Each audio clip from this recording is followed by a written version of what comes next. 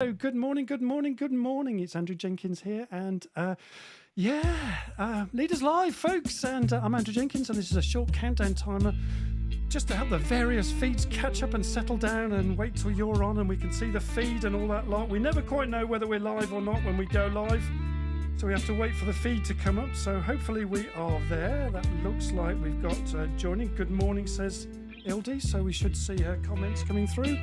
Hopefully, so we will see. Right now, let's see if the feed's coming up. Yep, there's people coming on. That's good. Can you give us just a shout in the comments, please, somebody? And we can't wait for today's groovy show. We're hanging out with Tosh, Polpitiye, and employment law solicitor and expert, CEO of Astute Law. And we've got the first comments coming through. Phew! And yes, Ildi, I know you texted me, and I'm sorry I haven't got back to you. Apologies, I will do. I'll come back to you this morning. Dispute resolution expert is our Tosh, and our theme is navigating employment law with ease 101. Yeah. And give us a quick wave, Tosh. Hi, everybody. Oh, hey, brilliant. And we've got Mrs. Moderator herself, Sarah Jenkins, FD of PDX Consulting. Say a quick hello, Sarah. Good morning. Good morning, good morning. So 111th show, folks. So with Sarah, Tosh, me, Marketing CX, and Ghost this week's sponsors. That's today's team, folks. Wow. And we've got comments coming through. Law for breakfast, indeed. I love it. Boom, there we go. So, oi, oi, people, and hi, gang, it's Leaders Live showtime, folks. So it's hurrah and huzzah. And it's just after 8:45. Oh, I love those silly things. Just after 8:45, and we are live, spreading the love, folks. Yabba dabba do. Hope you enjoyed that groovy opener, gang. And this week, we're delighted that we've been powered by Ghost, this week's sponsor. And look out for who's sponsoring each week. We've got different sponsors each week. Oh, and please let us know if our audio is coming through okay. Well, I think it is, so that's all good. And if you're new to Leaders Live, a warm welcome to you. And Leaders Live, just for those of you that don't know, is a dynamic weekly talk show that generates business through networking, through community, through extraordinary conversations that inspire folks. And as I mentioned in the countdown, I'm Andrew Jenkins, and I host this weekly interactive, dynamic Leaders Live show that's built an awesome community of like-minded leaders. And here you all are online. So, and our motto is I to the power of we. And a really easy way that you can join in on the show and appreciate all the hard work we put in, and we do put lots of hard work in, folks, is you can buy me a coffee on buymeacoffee.com/Leaders Live. And it looks something like this for those of you that it's just a bit of fun, and it allows you to join in with us if you want to. Yeah, and if you put your email address in, it comes up in lights and you get a round of applause and all that lovely. Just a bit of fun. So the link is in the feed somewhere already. I think I saw it come up, and if it isn't, it'll come in very shortly. And smash those likes too, folks, and those thumbs up. We really appreciate that. Love that bell. Just love it. And now this talk show also enables you to listen to great content, folks. But there's so much more value when you subscribe. Subscribe, please, to our email list, because you get leadership skills, teaching, and value to equip you to lead well. And you get freebies, and you get updates, and along the way, what's not to like, folks? We think it's great. So please subscribe to us, and the link will be in the Linktree feed that's coming up, the URL. So that's that. And Sarah will pop the link in the feed now, or I think Tilly's doing it for us. So welcome, Tilly from South Africa, who's doing our comments this morning. So if you put it all together, what have you got? Bibbidi, bibbidi, bobbidi, boo. I love that. Let's bring Tosh in. So hi, Tosh, how you doing? Good, Andrew. I'm good. Yourself? Yeah, brilliant. Lovely to have you back on the show again, Tosh. Thank you for asking me. Yeah. So Tosh, employment lawyer, solicitor and expert, CEO of Astute Law and dispute resolution expert. And our theme is navigating employment law with ease 101. So give us a quick summary, quick background, direction of travel, where we're heading today, Tosh. Well, you know what? It's quite ominous sometimes speaking to a solicitor or dealing with some legal problem. Obviously, my specific expertise is employment law. But anyway, dealing with an employment lawyer or any lawyer can be quite challenging, right? People are worried about the costs. They don't know what their rights are. They're using their moral compass or what they think is right and wrong rather than knowing what the rule book is. So the idea here is, or from this particular talk, is actually there is help out there. There are ways you can get things resolved. There are practical steps you can take, and we're going to go through all those things during this session or this podcast today. Brilliant. Perfect. What a great summary. Now, you've got a question that you want to ask the audience just to kind of get us rolling, Tosh. So get us rolling with a question for the audience to join in. A little bit consistent with what I just said, which is, look, I'm an employment law solicitor. My expertise is in that area. Hit me with any questions or challenges that you're facing right now. If you're an employer, tell me what problems you're facing or challenges you're facing that you'd like to overcome. If you're an employee, tell me what problems you've got. How can I help you with those situations? Well, I can talk you through it right now. Or if we need a longer conversation, we can take it offline and I'll help you that way as well. So please, any questions you've got, any challenges you're facing, please put them in the chat. Absolutely brilliant. I love that. Hit me with questions, says Tosh. That's it. Hit me with your rhythm stick. There we go. So we've got plenty of questions. Well, hopefully plenty of questions coming in. I think there's already one in the feed. There's a delay in the feed, folks. So no doubt people are tapping away on their computers and phones and things like that. So please chuck in your comments into the feed. You know how it goes. And while we're here, let's just bring in Mrs. Moderator herself. How are you doing, Sarah? I'm doing really well this morning. Thank you. So it's nice to see there's lots going on in the chat. Ilda, you do make me laugh. So it says, Tosh, can you help when I have conflict with myself? I keep arguing with myself about being employed versus going back to contracting. Don't think it was quite what you had in mind, but it did make me laugh. I can answer that, by the way. Go on, please do for Ildi. Yeah, please do. Yeah, it's always about weighing up the benefits of either thing. With an employee situation, there's certainty to a degree. You have your set hours, you have your set salary, the days you're working. With contracting work, tends to be more lucrative. So you need to know that there's more coming in for you, or if you're somebody that's generating that work, that you're better off that way because, you eat what you kill, so to speak. Whereas in employment world, daddy has to feed you. So I would say, Ildi, is, well, okay, where do I think my strengths are that will get me the best return and give me that sense of fulfillment more?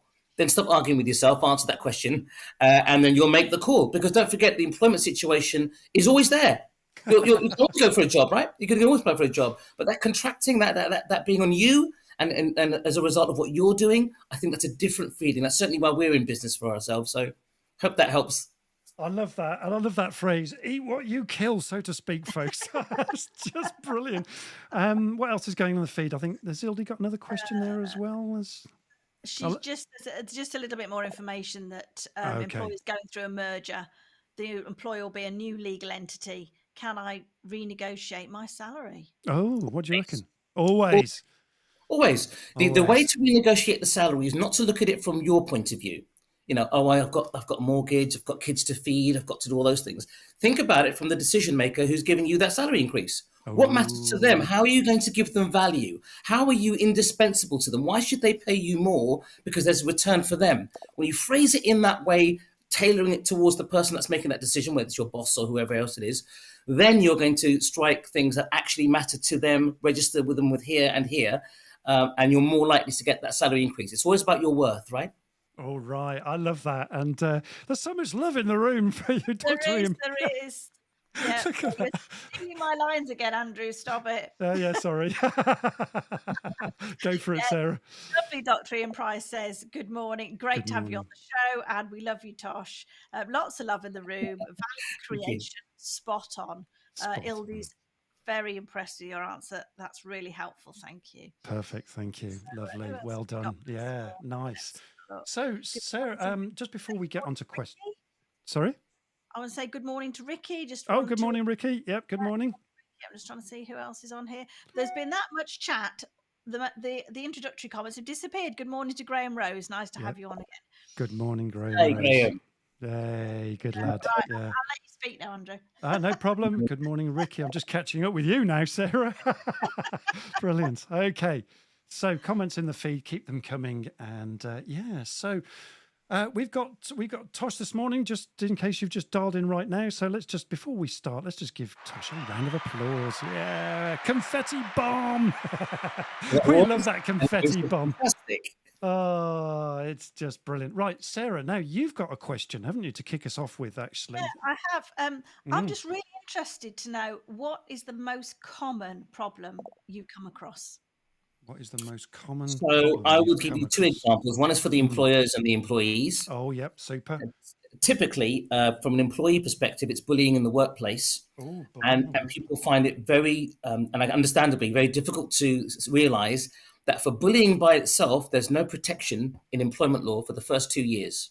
Whoa, If you bully because of something that's discriminatory, race, sex, religion, then there's protection for employees. But bullying by itself for the first 2 years sounds crazy, doesn't it? That there's no repercussions to the employer from an employment law perspective. All that they can do even after 2 years is quit their job and claim something called constructive dismissal. So that's the most common difficulty that, there's ways of still negotiating things, but a common issue that comes up is understanding the difference between the reality of the situation and perhaps what individuals' moral compasses are, what's right and wrong. This is happening to me. How can there be no law that protects us? You're right. I don't know why there isn't. There is a bill in place, in fact, to change that law. But the reality is those laws are not in place because you can imagine how the floodgates would just open. So that's the most common issue that comes up. But otherwise, from an employee perspective, it's normally they want to get out. They're being bullied, they're being undermined, they're being discriminated against. So the most common thing is, how do we get out with a severance package of some kind, and with a view to be able to move forward without having to look over my shoulder, an agreed reference, all that sort of stuff. That's the most common challenge. So people are really unhappy with work. How do I get out and move on with my life? That's the first thing. With employers, the flip side tends to be, the most common thing is where they have a toxic employee. Absolutely. And they don't know how to deal with that person, or they're causing several different types of challenges. So what I would say to all clients is, there's no law that says you can't do something. None. Every law says that there's a consequence if you do something, right? There's no law that says you can't break the speed limit. It says if you break the speed limit, you'll get penalty points or a fine, right? Yeah. So I've certainly done that. Because you're prepared to face the consequences. So the most common scenario that I have with employers is that they maybe want to exit an employee. And guess what? It is possible to fire somebody nicely and respectfully, believe it or not. So typically, the most common way that those situations are dealt with is we find them another job.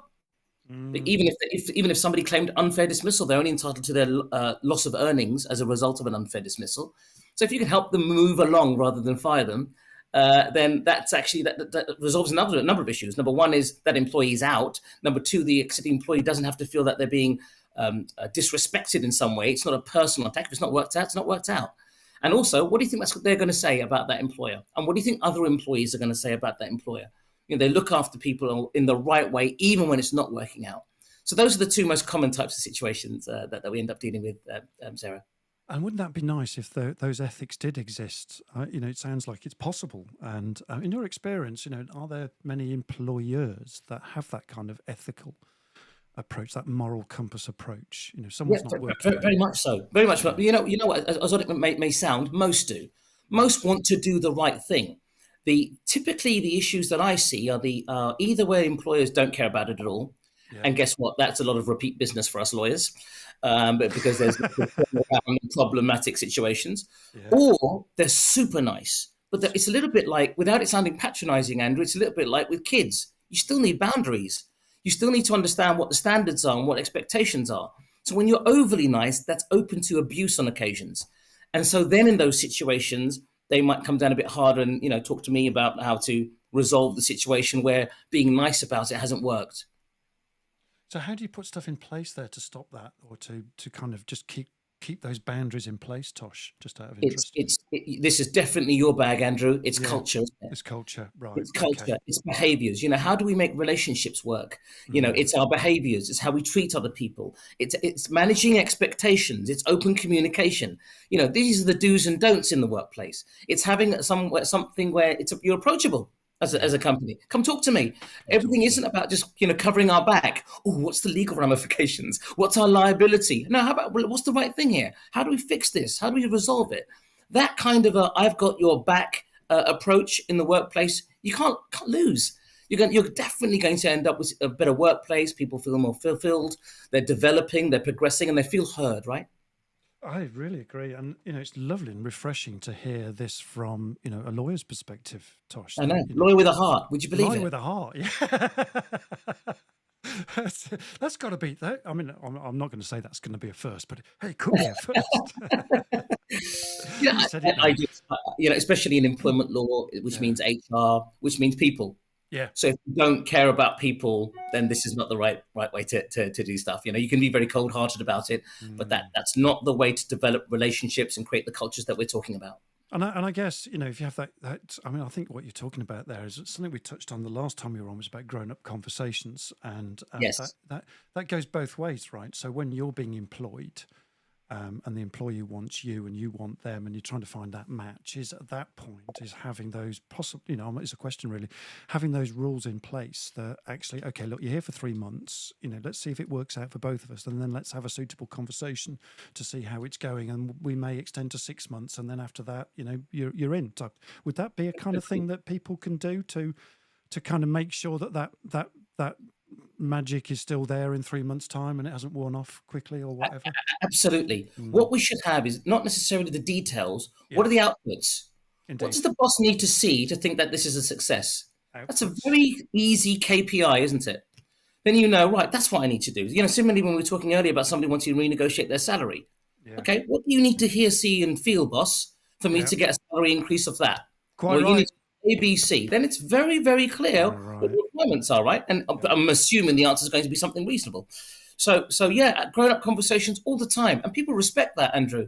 If I'm very open about something, whether it's a mistake, whether it's something about what my intention, whatever it is, it creates that trust.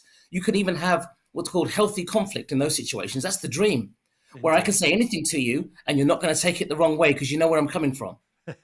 Yeah, indeed. Very hard to do and easy to say, but harder to do. But it's possible, and it's a dynamic work situation. Let's just give you a quick break. I just love that, the outputs. Look at the outputs, folks. Some time ago, Tosh and I were talking about on this show about the afters. So, what are the afters? I remember saying to my boss, Tosh, years and years and years ago, he said, right, okay, so, I asked him, well, how do I get the best performance review, so I can get paid a good bonus, was really and he said, oh, you want a good bonus? Well, you need to do the big projects then. So I just looked at him, and then he looked at me and he goes, oh, I need to give you the big projects, don't I? So I was asking, right. And he did, and I got the big bonus. So, that worked out for both of us. Let's just see what Sarah's got in the feed. Sarah, what's in the feed? Oh, lots of interesting things in the feed. Here's one from Carl Watkins. Oh, hello, Carl. Graham, I'll come back to you in a minute, but Carl, I'm 51 and I've been passed over for promotion, even though the feedback was all positive with no negativity. The roles, however, were given to younger candidates. Is ageism becoming an issue in modern society? Oh, really good question. Nice one, Carl. Good morning to you as well. There you go, Tosh. There you go, Tosh. Simple one. Isn't ageism an issue, full stop, not just in modern society? And the understanding shouldn't be about the age. It should be about that person's abilities. The contribution, right. That's why retirement age has gone out the window. You can work until you drop, quite frankly. But the issue is not because you reach a certain age, you stop. You reach a certain capability, and then you stop. So that is the reality. So Carl, what I would say to your situation is I would find out why. And if there is no relevant reason that doesn't relate to age, then you might think that it's going to be because of your age. And if that's the case, then give me a call if you want to do something about it. Yeah, spot on. I like it, Tosh. And the other thing, Carl, is, perhaps that is a signal to you to sort of, well, okay, if you're not being valued, say if that turns out to you feel that you're not being valued, then actually that's another conversation with yourself in terms of, well, where do I go next and what do I do? 51 is no age, right, Tosh? Yeah, and not just a conversation with yourself, Carl. Have a conversation with your boss. Tell them what you're feeling about it. Yeah. You don't need to say what is it because at my age? It's going to be I'm being promoted. I'm being overlooked or passed over for promotion. Why is that? What am I? What are you not seeing? What am I doing that would allow me to do that? Get that clear conversation. No guessing. And then when they fill in the gaps, you can see what's required or not. Right? I believe that's probably the right way that it will work for you. So, Carl, if you've got some comeback on that, or you've got another question or a follow-on, just let us know in the feed. That would be good. So, thank you. Well done, Tosh. Nice one. Sarah. Yeah, Graham, another question. Graham. Are employers recognising recent changes to workplace culture, e.g. providing a menopause policy, etc.? Yeah. But the short answer is they are. Well, they should be, right? It's probably a better. I'm sorry, Andrew, go ahead. Yeah, or they should be, right? I mean, whether they are or not is whether it's paying lip service to. I think I'm wondering whether Graham is saying there. Yeah, the reality is the buzzword is inclusivity, right? Right. Not to a ridiculous degree in certain aspects. I'll tell you what that means a bit later on. Please. But absolutely, these are valid things that are going on in the workplace. They're things that employers need to handle, need to deal with. The point of the policy is not just to have some tick box, document in a drawer. It's supposed to be something that's practically applied in a situation, so people know what to do, how to handle it, what the way forward is. So absolutely, they recognise that for sure, Graham.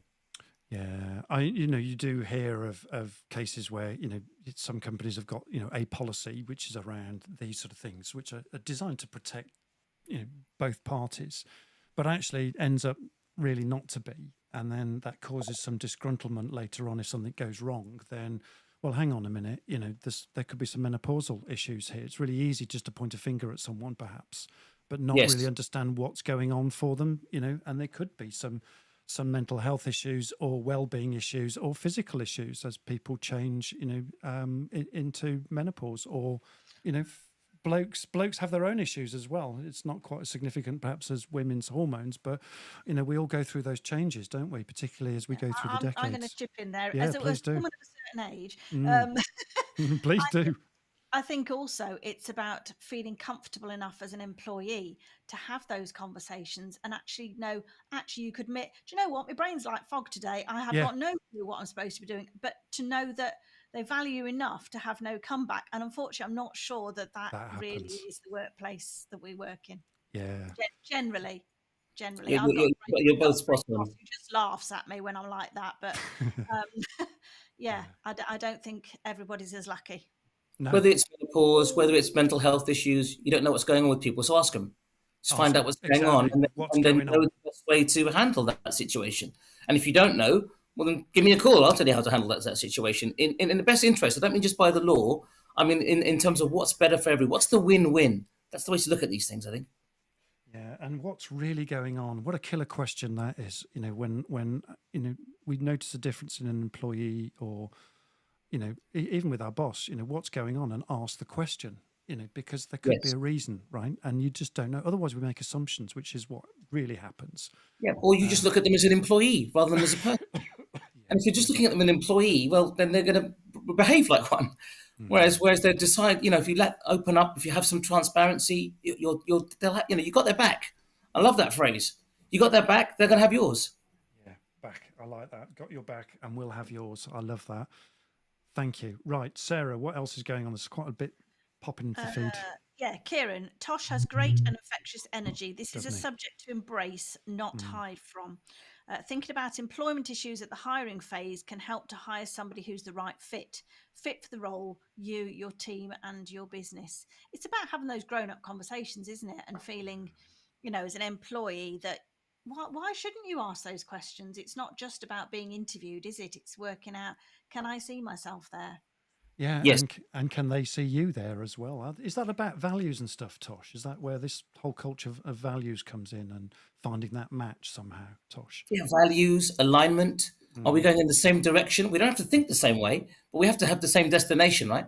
The old adage, it's like getting in the car without a destination. Well, get the sat nav on, find out where you're going. Yeah. And if you're all on the same page and in that same direction, wow, what a team that would be, right? Wouldn't it? And with some waypoints as well. So this is really points into culture, doesn't it? And and I know we've covered the 2-year rule, which is really important here. Is there any other sort of high level sort of employment law overview for our listeners who might find this topic useful? What are the kind of principles here that are in play? So the 2-year rule is probably the most common one. That's for what's called constructive dismissal, where somebody resigns because of intolerable behavior on the part of the employer, or unfair dismissal. So you need 2 years, otherwise you can't make a claim, right? We've got no legal protection. There are certain things called automatically unfair dismissal. We don't need the 2 years. If you're dismissed because of asserting certain legal rights, or being a trade union member, or being pregnant, those sorts of things, right? But protection for discrimination, unlawful discrimination, that means protected characteristics, right? That in English, that means race, sex, religion, gender reassignment, disability, sexual orientation, marital status. There's 9 of them, right? If it's because of that that protection is there from day one. So, in fact, it might be from day zero. So even if the recruitment process is somehow discriminatory and you haven't even employed that person, they can still make a claim in an employment tribunal. And claims for that can be worth up to about 56.5 grand at the moment, is the kind of top end of the injury to feelings award. Yeah. So most people don't discriminate, Andrew. They don't do it because of, race, sex, religion. Most don't. Sometimes I come across situations where employers behave differently when an employee is pregnant, still to this day. So there are discrimination issues in that sense. But the most common thing to be aware of is that there are things in place. And there are ways to get things done, even if it's not covered by the law. Ooh, what does that mean? Oh, yeah. I don't mean. I don't mean. And this is again your bag very much, Andrew. Which is yes, the law is the consequences, as I mentioned earlier, right? Yeah. But actually, getting your way or getting what you want done is really a matter of influence.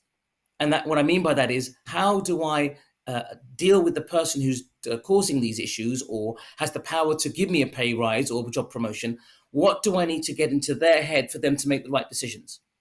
That's got nothing to do with the law. That's just an understanding people, how they tick, and what works, and the approach to work, right? It's not just what you say, it's the way you say it. And language also shapes behavior. So if we're a bit more considerate about what we're trying to get to and make the other person see it that way, and generally speaking, that means looking at it from their perspective, you're going to significantly increase the chances of getting the outcome you're looking for. Really interesting. So it comes down to human dynamics, doesn't it? Around absolutely, engagement, persuasion, and the word you used, influence, which might not appear fair, but actually, these are about asking and getting, and shaping what it is that you want. And if we all do that, then the employer can then at least sort of try and a good boss, I believe, is one. What my old boss was brilliant. He always used to say, look, if I can give people what they want, it's so much easier because they get what they want. They're happy. I'm happy because I'm getting what I want. Everybody's happy. And yet so many of us get controlled by our, employers. And actually, isn't it so much easier just to work out, well, what is it that you want? And let me see if I can help you get there. Right? Yeah, the common misconception is I'm working so hard. But the boss has got his own thing going on, his own workload, his own stresses and frustrations. So ultimately, if you see what he's looking at, he's probably looking at numbers. Yeah. Well, but then if you put your head above the parapet because you're hitting those numbers, he's going to then want to talk to you. So you've got to figure out the way to bring that person's attention, or whatever the circumstances, even in a conflict. What do I need to do, say, or to make that person feel that they should be aligned with my way of thinking rather than what they're doing? And don't leave it to the end review, right? That yearly awful sort of feedback review thing. Do it as soon as it comes up, really, Tosh, is what you're saying. Absolutely. That's the point of the transparent, open culture that we're talking about, right? Okay. Yeah. So don't. Sorry, Andrew. No, carry on. Culture in your workplace, you adopt that. You walk and talk like that, and people start to respond to that. And it's about nice conversations. There's no conflict here or confrontation. This is what's happening. This is where I want to get to. What do I need to do for you to let me get to there? So what I'm picking up there is it's more than just a process, and people hide behind processes quite often because they just haven't got time. And then the people factor becomes less important than the numbers or the process. And actually what you're saying here is, look, this is about good connections, good conversations, continually doing that. And simple things like those one-to-one meetings that you have informally, even if it's just for a cup of coffee, in the canteen or, out at Starbucks or whatever, have those conversations, right, to find out what's really going on, right, Tosh? Yeah. Okay, absolutely. Let's bring Mrs. Moderator in again. Sarah. Oh, there's some great questions going on. Rebecca Jenkins. Hi, Rebecca. What are your views on hybrid working? What's the legal position for employees who don't want to be back in the office yet are high performers? Oh, that's a really good, and that's a hot topic right now, Rebecca. Fantastic. Tosh, what do you reckon? So, put you on the spot. Working from home has to be. It's still to do with what is in the best interest of the company in the situation, right? So, and obviously, there's other things that need to be taken account if people have disabilities and other things working from home. But if they're being productive at home, why would they not let them continue it? Is the first thing, right? What is often the issue with working from home is the dynamics. Andrew, you and I can have a drink over Zoom, like the old days when we were in COVID. Oh, it's not the a pub or being in a restaurant, there's the dynamics that are involved. There's different ideas that come. You can imagine a sales team. Sales team in the same room is going to be much more effective than working remotely. You pick up ideas, you hear conversations, you can do training on the job because you can, oh, actually, you should say this or do that. So there's definitely a different dynamic. What's often not done is understanding the benefit of when you're in work. So what they do is, you're doing all these Teams meetings all day when you're at home, then you go into work and you're doing a lot of Teams meetings. Well, don't. Put the headphones down, put the screen away, and have the face-to-face meetings, the strategy meetings, the planning, whatever it is that the interactions that are required to make the job more productive, right? That's often a thing that's missing. But in terms of working from home, and here's the key word, lawyers love this word, it's what's reasonable. So it's for you to explain why it's in their best interest, as well as your own, to work from home rather than come in the office. But I think a lot of people have some challenges not going into the office at all, unless it's like super, miles away or something, because of that dynamic element. It's very difficult to overcome that argument. So, but if you're performing and you're high performance, why would they? Yeah, I agree. Find out what the reason is. So it's important then to find out the reasonable middle ground there, a third way. So, okay, you want me in the office 5 days a week. I want to be in the office, less than that, 2 days a week. Well, can we find somewhere where it's a win-win? Is that equally as reasonable? And more than that, Andrew, it's not just what do I want, it's why do I want it? It's the okay, that matters from the employer's point of view, and it's the why that matters from the employee's point of view. And if those whys are aligned, job done. Got it. So why? Because my wife's ill, or my husband needs support, or something or other, or I've got. Or I'm reducing. I'm working perfectly well. I work better on my own rather than coming into the office. Yeah. It's a long distance. Whatever the real reasons are, rather than I just don't feel like it.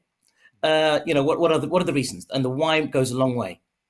And I wonder whether this new world of augmented reality, where we're all going to wear these headsets on our faces, might change all of that, because that's the idea, isn't it? Oh, quite scary.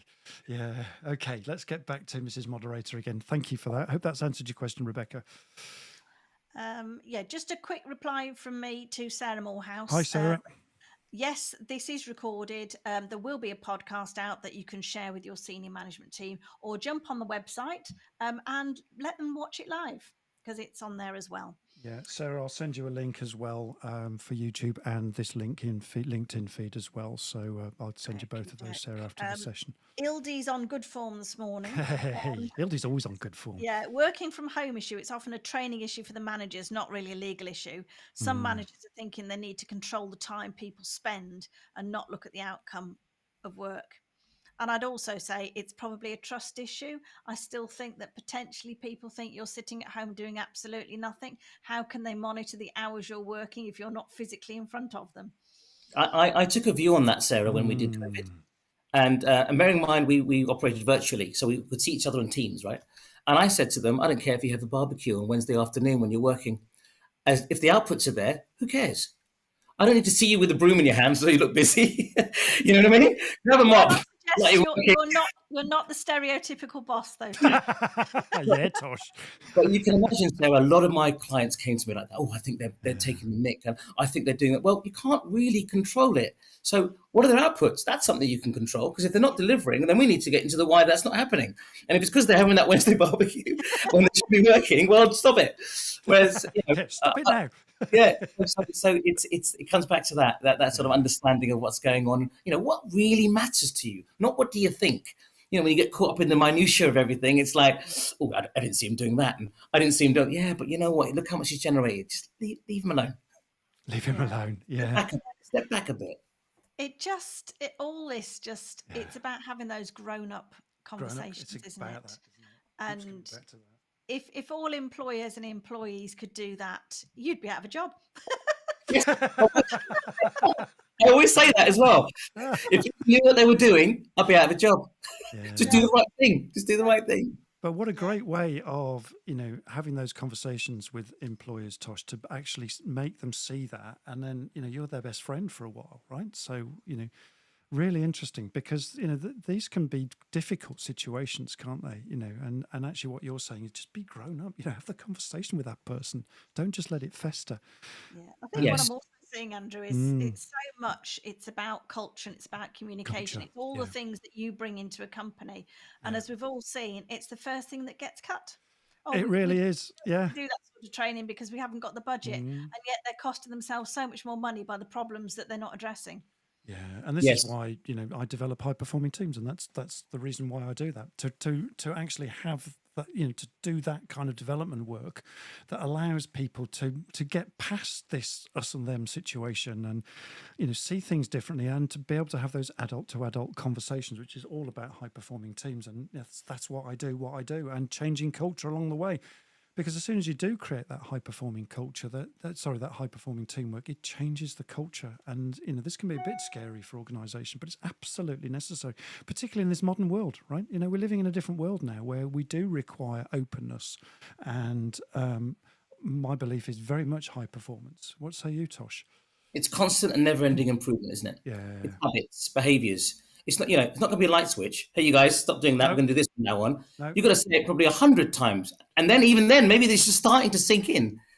So what is it? How long does it take? It's whatever it takes. But it's constant and never-ending improvement. And that's how you show a culture and set of behaviours, right?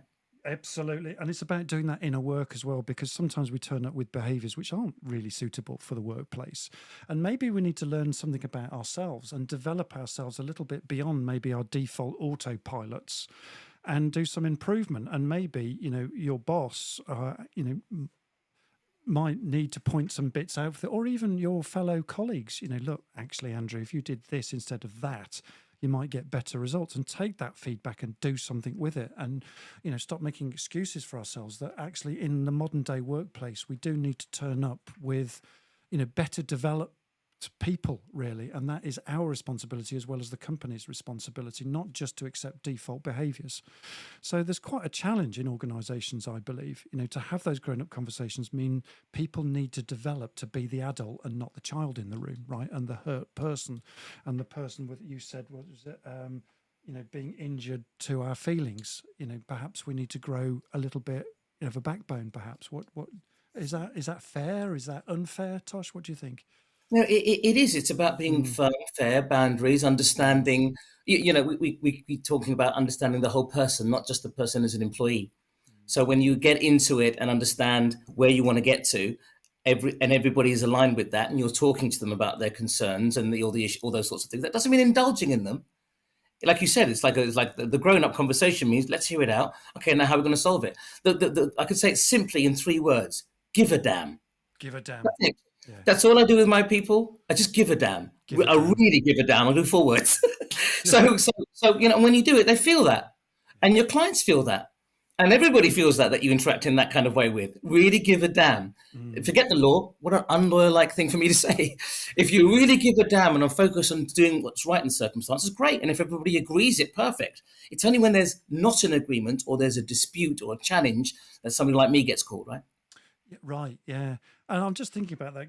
This just keeps rattling in my head, this adult to adult conversations. This is about, both being the adult, not just the employer, but also the employee. And sometimes, we need to develop and grow. There might be something that we learn out of a situation that we think is completely wrong, but maybe, just maybe, there's something that we need to do as well, and develop and move beyond it. And learn to be our higher self, and be that higher, bigger person, not just the offended person. That goes both ways, right, Tosh? Yes, absolutely. Okay. It's very frequent, Andrew. I might get an employee that goes off sick if they are subject to disciplinary proceedings, for example, and they think that going off sick means they can't be contacted. Indeed. Or it stops the process. It doesn't. Engage in it. I mean, I'm assuming they haven't done something wrong. If they had their hand in the till, they're going to get fired. But if it isn't something like that, address it. Address the concerns. Don't be upset that somebody even accused you of something. If you know it's wrong, challenge it. Don't put your head in the sand.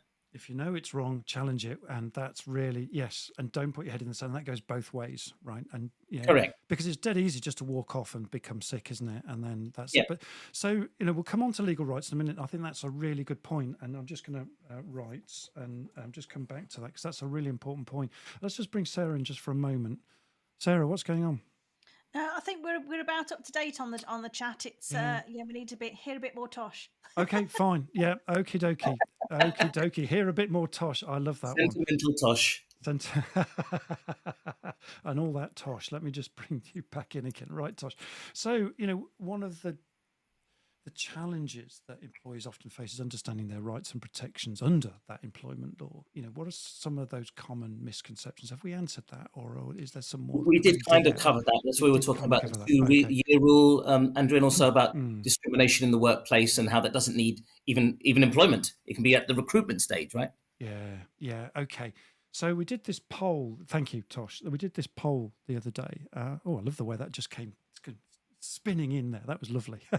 So, in your opinion, which factor plays the most significant role in preventing workplace discrimination and harassment? This was our poll this week.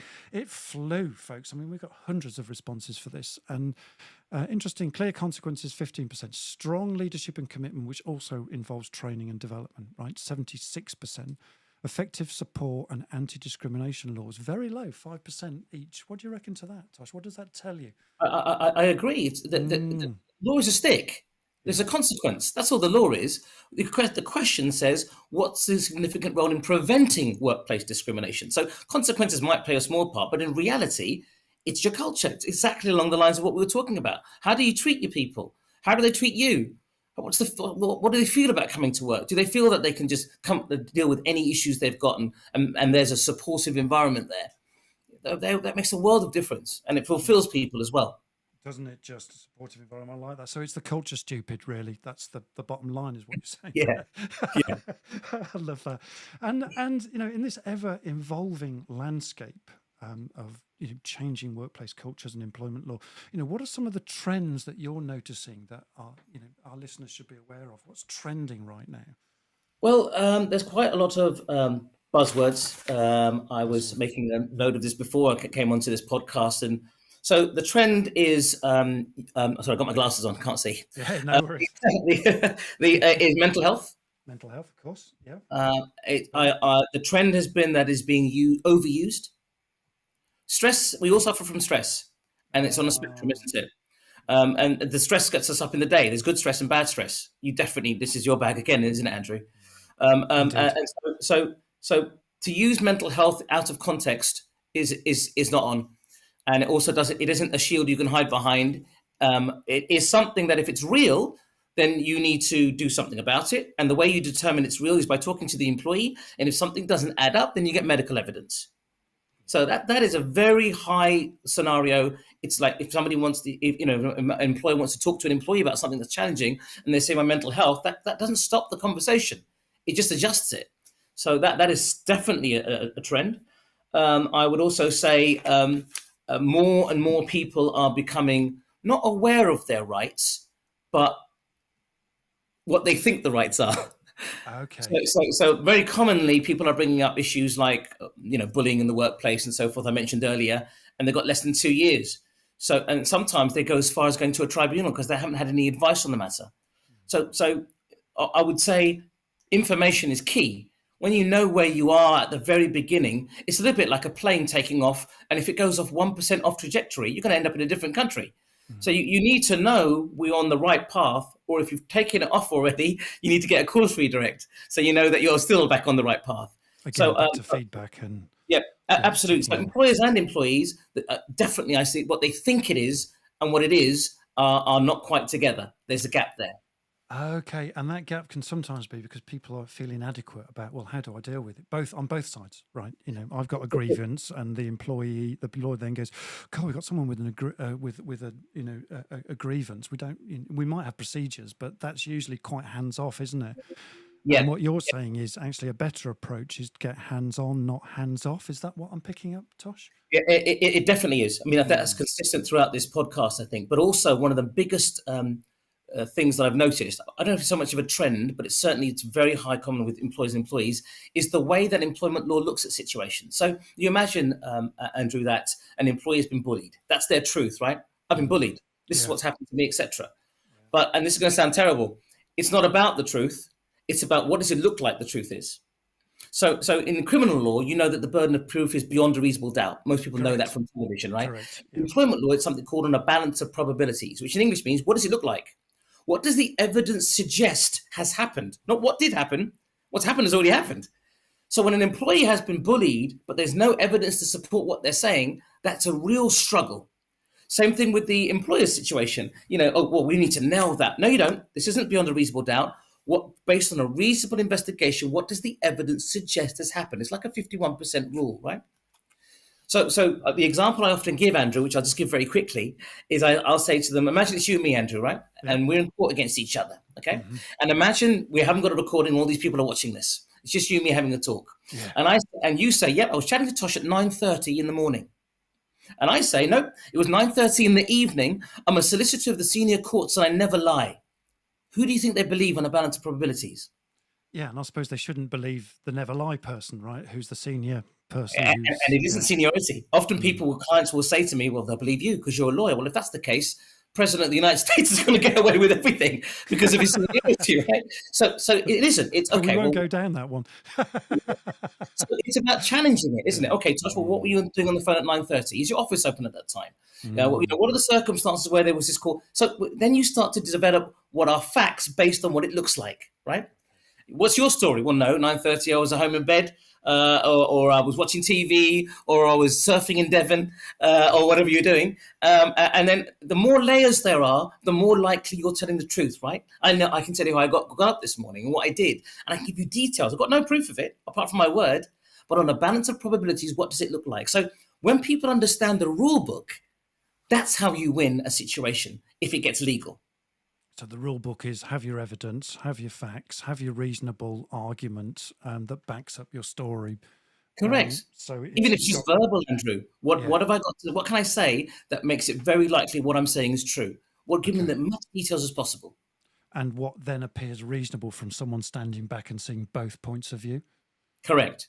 Right. Correct. Okay. And it's 51%. That's all. 51%. What's more likely than the other? Yeah. Okay. So one could be 49% right. The other one could be 51%. But as far as the law goes, it will go on the 51%. Is that what you're saying? That's exactly what I'm saying. So it might not be that you win your case because you've not presented it well enough. Then in that case, is that correct? Exactly right. So you really need to work at that and actually. And something that you've often said, Tosh, in listening to you talking is, for heaven's sake, don't get it to tribunal. Can you settle before you get there? And rather than let it escalate right the way up to legalities quickly, is have an opportunity for both sides to resolve it, relatively speedily. There might need to be a period of dust settling, perhaps. Tosh, what say you to that? Yeah, I mean, let me put a question to you. Do you know what the stats are on the number of cases that get settled? No, I don't. That would be an interesting case. What is the number? That's a good question. What is the number? Have a guess. 20%? 95. That get settled out of court. 95 cases get settled without going to the courtroom. Some of them on the doorstep of the tribunal. So there's a very high, and that could be all sorts of reasons, right? Either they're playing a game of chicken. Let's see who folds first. Companies have got a budget behind them and the employees might not. Or there's some legal arguments or new evidence that comes out towards the end and they sort of see there's a flip in the prospect. Or it's just not commercially viable to continue. Look, it's going to cost us 20 grand to defend the case. Let's give them 20 grand or 15 grand. Let's settle out of court. Yeah. Yes, So it comes to a settlement. 95% of cases get settled. 95% of cases get settled. Wow, that's really great. Thank you for that. That's gosh, what a big stat that is as well. So there we go, miles out. So here we go. Sarah, anything that you want to add to this? Question from Graham. Oh, yep. If Tosh could add one employment law and remove one law from the statute books, what would they be? And why? I'm going to add that and why. And why, yeah. I've got two in mind and I know why they won't do it. Go on. They tried to do it once. And they both have come up in this podcast. The first one is the 2-year rule. If it's unfair, it should be unfair. And the reason they don't reduce the 2-year rule is because they'll open the floodgates. The tribunal system can't handle it. They reduced it to 1 year back in the day, and it was just too much. So there's a practical reality that doesn't allow justice to be served. Is the reality of the situation. So that would be one I would love to have seen. And the second one is bullying. I mean, it's horrible. It basically means an employer can treat an employee like crap for the first 2 years, as long as it's not because of a protected characteristic, and they get away with it. How's that okay? So I would definitely remove that it needs to be, why is it different that I treat you badly because you're a woman or I just treat you badly? They are different things, but it's still about my treatment of you. There should still be consequences for my actions. So I would definitely remove the 2-year rule and I would definitely give rights for bullying in the workplace from day one. but it will never happen because you can imagine the floodgates would just be, it was just too much. The system will break. System. Yeah. And it's a creaking point right now, right? Yeah. So, You know, what justice looks like is different to many people. But there's practical, brutal, hard truth realities that prevent that sort of protection, unfortunately. And even, you know, I think the key thing here is what we're saying is you actually don't. I know you need the protection, so please don't read too much into this. But it's almost like if we didn't, you know, you don't need the protections if you've got a fair culture and you know you handle toxic people in the workplace and you've got a process to eliminate that, both from an employer perspective and an employee perspective, boss to subordinate type stuff. So you've got some not protections I'm looking at. It's almost like a self-managing system where if you've got the right culture, it manages itself and you don't need the rules. Is that too much out there, Tosh? What do you think? That is the rule. That's the rule. We treat each other in a certain way. We have we operate on our own in a way that's respectful, and so forth. It's anybody that doesn't want to operate in that way that's going to be out. Yeah, and I guess people will vote with their feet for cultures, right? And if they're in a culture which is toxic, then they'll just move elsewhere. And I'm wondering whether the younger generation that's coming through now are more sort of geared up to kind of go, I don't want this, so I'm out, you know, and find somewhere else. Yeah. Yes, you're totally right. You're totally right. And likewise the other way around, that when you employ someone that turns out not to be suitable, then there's a way of saying, actually, this job's not working out for you. How can we help you go somewhere else? Because this clearly isn't working for you. And that's a two-way exactly thing. Right. It's a very, very respectful way to do it. Indeed. So I love the way that you've reiterated that for us, Tosh, and thank you ever so much. That's been an amazing conversation, hasn't it? Wow. And let's just quickly go to Tosh's website here. So Tosh, talk us through this website of yours and your call to action here for us. So I set up the firm about 12 years ago, and I sat on the other side of the desk, and I thought, as a client, what do I want to receive, right? Yeah. And I Googled the top 10 things people hate about lawyers. There's more than 10, Andrew. Would you believe it? More than 10? No way, really? And we make sure we address all of those things. So one of the key things is people need help. People need help, whether they've got money, don't have money, whatever the situation is. So we've got a free resolution call that we provide for all new clients, and that we get up to an hour. And our promise is to map out a plan of action for you, and whatever the circumstances are, or let you know what the legal position is. It's just through a telephone conversation. And if we need to do something, we don't do any hourly rates. We do fixed prices. So fixed prices are always agreed up front. So people pay for the outcome, not by the hour, so to speak, right? Right, the afters, not by hour. God, that's refreshing. Is this problem worth this amount to be solved for you? Okay. And we make promises where we are. I don't mean I promise to get you £1 million. I might say I'll promise you that either I get you a settlement that you're happy with, or we're ready to go to a tribunal, for example. Okay. So that gives people certainty. They know what the parameters are. They know what they're getting for their money. And I think that's very important. So there it is on the website, astutelaw.co.uk. Is that correct, sir? It is. And then hit this button here, free resolution call. That is such a clear, articulate call to action. That is just brilliant, Tosh. That's something that you are absolutely brilliant at, is working out, what it is that you want. And again, this is about being clear about what it is that you can offer and what it is that people can get from you really nicely. So thank you for that. Thanks, Andrew. Yeah, fantastic. Tosh, we've had a very enlightening and engaging and extraordinary playful conversation today. We've loved having you on the show. So we'll keep inviting Tosh back, because there's nothing like Tosh. And we all love Tosh, of course. So feeling a lot of love in the room. Thank you. Feeling the love, yeah. So quick reminder, folks, that this is a free show for all leaders, directors, managers and entrepreneurs who are interested in business growth through sort of infotainment and enjoy taking part in interacting in these extraordinary conversations. Because what do we want to do? Just like we've been talking with Tosh today, we want to make this community is all about making our working world betterer, folks, even more betterer, of that expression.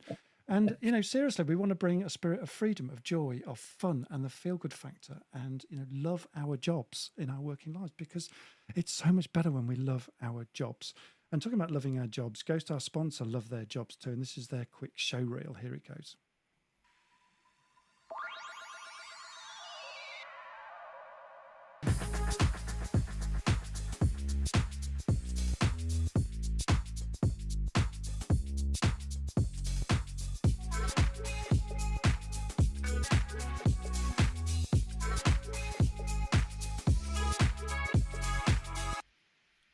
Boom. There we go. So yeah, let me just bring up this this banner again. So yeah, Ghost. They're a brand agency, a great team of dynamic people that really work so well together. And Sarah is their finance manager, so she knows all about that as well. So if you've got some branding aspects and issues or things you want to get even more better with your branding, then speak to David Agnew from Ghost. We are Ghost, great company. So that's my shout out for you guys. And a quick shout out for what I do at PDX.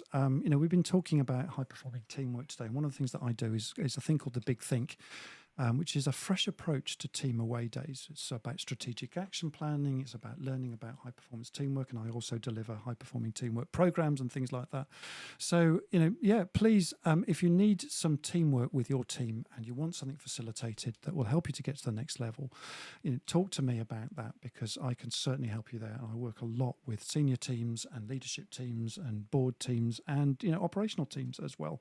So, if you need any help with that, then please come to me, Andrew Jenkins, PDX Consulting. So that's my company. And quick shout out for Leaders Live from Sarah. Let's go over to Sarah for a minute. Yeah, just a reminder, really, we cover so many different topics on Leaders Live. It's very diverse. It's always helpful. If you've enjoyed it, let's try and get the word out. Get more people to be aware of us, tune in to us, benefit from it, subscribe, because you get so much more. Yeah. And actually, if there's a topic that you would really like covered, drop it in the chat. Yes, please do that. Yeah, we're because, always we're very open to ideas, to what our listeners want to hear. Put it in the chat and we'll see what we can do. No promises, mind, but we will see what we can do. Absolutely. And thank you, Sarah. And the goose for next week. Now, this week we were supposed to be doing CVs, but we just couldn't quite make that work. The person I had in mind was actually on holiday, so I couldn't make that work. So we're doing that sometime later on. But next Tuesday, we'll be hanging out with Maddie Alexander Grout. Now, I saw her keynote at a thing that I was keynoting to a Healthy Minds Club in London last week when we were both doing a keynote speech there. And Maddie's story is about how she avoided bankruptcy, defied debt, mastered money in a turbulent world. And her just a beautiful approach that she's got to money management. And she's also a money expert and a specialist and founder of Mad About Money app, which you'll be talking about as well. So helping us to sort out our money shiz, folks, whatever that is, and spending with intention. I think we can all learn something from Maddie.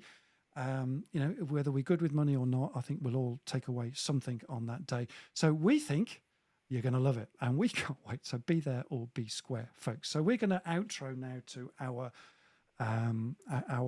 goodbye message, and we just want to say we're on the hour, we're smack on time, and we've really enjoyed this morning's show. So please keep supporting us, keep dialing in, and we'll say goodbye now through our Ghost outro. So we'll wave goodbye to you. Thanks a lot, everybody, and see you again soon. Cheers for now. Bye-bye. Bye. There we go. I love this outro. It's just so well put together. Ghost did this for me, by the way, so it's really good. There we go. So hope you enjoyed that. Hope you took away something today to apply into your business and legal stuff. And see you next week for another awesome, groovy show, folks. So we'll say goodbye. Bye for now. Cheers, everybody. Thanks again. And thanks for Marketing CX for supporting us once again, and Tilly's Mob in South Africa. Cheers for now. Bye-bye. Thanks for now. Bye-bye.